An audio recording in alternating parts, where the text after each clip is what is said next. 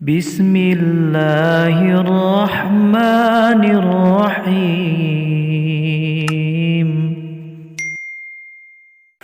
السلام عليكم ورحمة الله وبركاته.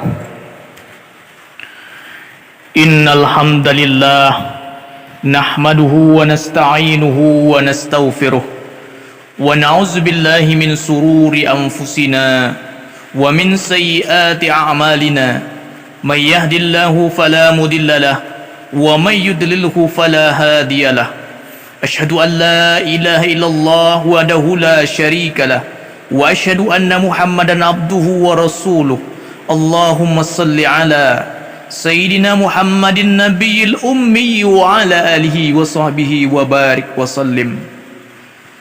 فيا عباد الله أوصيكم وبنفسي وإياي بتقوى الله فقد فاز المتقون.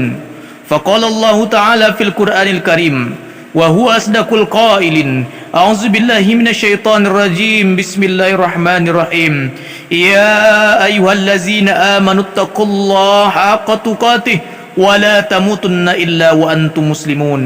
وقال تعالى في آية أخرى في قلوبهم مرض فزادهم الله مرضا ولهم عذاب أليم بما كانوا يكذبون. Sadaqallahul azim. Saudara-saudara kaum muslimin, jamaah Jumat yang dimuliakan Allah Subhanahu wa taala. Marilah kita bersama-sama meningkatkan kualitas iman dan takwa kita kepada Allah dengan segenap kemampuan yang Allah berikan kepada kita semua. Pada kesempatan siang hari ini, khatib akan membawakan satu judul khutbah, yakni penyakit hati. Jamaah sekalian yang berbahagia, sesungguhnya dalam sebuah hadis dari An-Nu'man bin Bashir radhiyallahu anhuma, Nabi sallallahu alaihi wasallam bersabda, "Ala wa inna fil jasadi mudghah, iza saluhat saluhatul jasadi kulluh, wa iza fasadat fasadatu jasadu kulluh, ala wa hiya qalbu." Ingatlah bahwa di dalam jasad itu ada segumpal daging. Jika ia baik, maka baik pula seluruh jasad. Jika ia rusak, maka rusak pula seluruh jasad. Ketahuilah bahwa ia adalah hati. Hadis riwayat Bukhari. Hati adalah sumber perbuatan dan sumber perkataan. Hati ibarat tangki air. Jika isinya bersih, maka air keran juga keluarnya bersih. Namun jika isi airnya mengandung penyakit atau airnya kotor, maka sudah barang tentu yang dikeluarkan oleh kerannya adalah air yang kotor dan mengandung penyakit. Jamaah Jumat rahimakumullah, menurut satu pendapat ada beberapa penyakit hati yang perlu kita ketahui. Di antaranya yang pertama, sombong. Memandang diri berada di atas kebenaran dan merasa lebih dari orang lain. Dalam sebuah hadis yang diriwayatkan oleh Imam Muslim, sombong ialah tidak menerima kebenaran dan menghina sesama manusia. Itu yang dinamakan sombong. Kemudian dalam surah Al-Mu'minun ayat ke-76 yang artinya, masuklah kamu ke pintu-pintu neraka Jahannam sedangkan kamu kekal di dalamnya, maka itulah seburuk-buruk tempat bagi orang-orang yang sombong. Bahaya perilaku sombong, tidak disukai orang lain, dapat mematikan hati manusia, tidak mensyukuri nikmat Allah Subhanahu wa taala, mendatangkan murka Allah. Untuk itu sedikit cara sebagaimana menghindari sikap sombong, yakni biasakan diri dengan perilaku terpuji. Jika urusan dunia, lihatlah yang berada di bawah kita. Jika urusan akhirat, lihatlah manusia yang tingkat keimanannya ada di atas kita.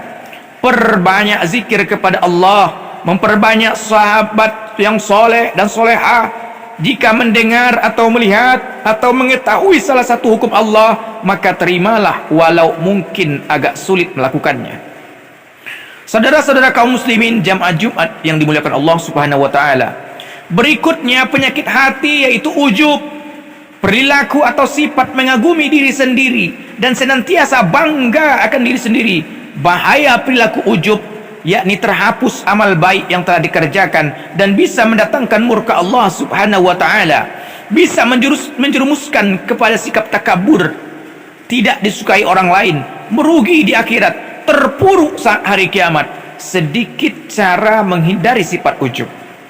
Bagaimana caranya? Caranya adalah selalu mengingat akan hakikat diri, selalu bersyukur dengan nikmat yang diberikan Allah. Bermuhasabahlah, berdoa kepada Allah agar dijauhkan dari sifat ujub. Berikutnya adalah penyakit hati, hasad, iri dan dengki. Sikap seorang yang tidak senang terhadap orang yang memperoleh keberuntungan, kenikmatan atau karunia dari Allah Subhanahu wa taala. Dari Abu Hurairah radhiyallahu anhu, sallallahu alaihi wasallam bersabda, "Jauhkanlah dirimu dari sifat hasad, karena sesungguhnya hasad itu memakan kebaikan ibarat api yang membakar kayu." Hadis riwayat Abu Daud. Adapun bahaya perilaku hasad adalah mendatangkan murka Allah, terhapusnya amal kebaikan yang telah dilakukan, hati gelisah tidak tentram, menimbulkan permusuhan dan kegelisahan. Apa yang sebenarnya hasad itu? Hasad ialah ketika kita iri terhadap orang lain akan memperoleh nikmat, orang memperoleh nikmat kita iri, itu baru iri. Naik setingkat, ingin hilang nikmat itu dari seseorang yang sudah mendapat nikmat, maka itu namanya hasad. Jangan sampai hasad ini bersarang dalam hati kita, maka banyak-banyaklah kita bersyukur nikmat Allah. Jangan membanding-bandingkan nikmat kita dengan orang lain. Bukankah Rasulullah sallallahu alaihi wasallam sering mengatakan, "Unzuru ila man huwa asfala minkum wa la tanzuru ila man huwa fawqakum wa la tajdaru ni'matallahi alaikum." Jangan kau lihat orang yang, lihatlah pada orang yang kepada orang yang jauh lebih buruk, jauh lebih rendah perekonomiannya, jauh di bawah kamu. Dan janganlah kita perhatikan orang yang ada di atas kita. Kenapa? Agar kita fala tajdaru ni'matallahi alaikum, agar tidak melalaikan, agar tidak menyepelekan nikmat Allah yang telah diberikan kepada kita. Kemudian penyakit hati berikutnya adalah bakhil ataupun kikir. Sifat seorang yang sangat tercela, tidak mau berbagi harta yang dimilikinya untuk ketentuan agama, baik zakat, infak, sedekah dan lain sebagainya. Bukankah Quran surah Ali Imran ayat ke-180 menjelaskan, sekali-kali janganlah orang-orang yang bakhil dengan harta yang Allah berikan kepada mereka dari karunia-Nya, menyangka bahwa kebakhilan itu bagi mereka, sebenarnya kebakhilan itu adalah yang buruk bagi mereka. Harta yang mereka bakhilkan itu akan dikalungkan kelak di lehernya di hari kiamat, dan kepunyaannya Allah segala warisan yang ada di langit dan bumi, dan Allah mengetahui apa yang kamu kerjakan. Hadirin yang mulia sekalian semuanya, sebagai kesimpulan, sebelum terlambat, marilah kita berusaha agar terhindar dari penyakit hati.